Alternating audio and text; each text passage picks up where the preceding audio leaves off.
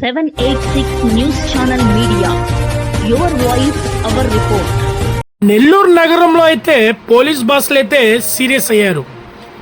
వరుసగా నెల్లూరులో మర్డర్లు, క్రైమ్ అయితే పెరిగిపోయింది. ఏదైతే ప్రజల రక్షణ కోసం రౌడీ షీటర్ని అందరిని తీసుకువచ్చి 1 PS పరిధిలో ప్రతి ఒక్కరికైతే కౌన్సిలింగ్ ఇవ్వడం జరిగింది. ఇదే విధంగా నేరాలకి, ఘోరాలకి పాల్పడతా ఉంటే పీడీ యాక్ట్లు వేసి పర్మనెంట్గా జైల్లో ఉంటారని చెప్పి కౌన్సిలింగ్ అయితే ఇచ్చారు. ట్రంక్ రోడ్ పరిధిలో వాక్ చేసుకొని వాళ్ళందరినీ కూడా తీసుకెళ్లారు. పోలీస్ స్టేషన్కి తీసుకెళ్ళిన తర్వాత ప్రతి ఒక్కరికి కూడా కౌన్సిలింగ్ అయితే ఇవ్వడం జరిగింది.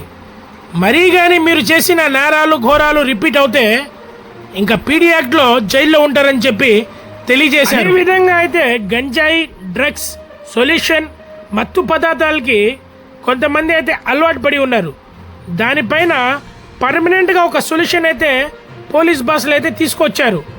ఆ విధంగా ఎవరైనా తీసుకొని క్రైమ్కి అయితే పాల్పడితే కఠినమైన చర్యలు ఉంటాయని చెప్పి తెలియజేశారు. 786 మీడియా ఎక్స్క్లూజివ్ రిపోర్ట్.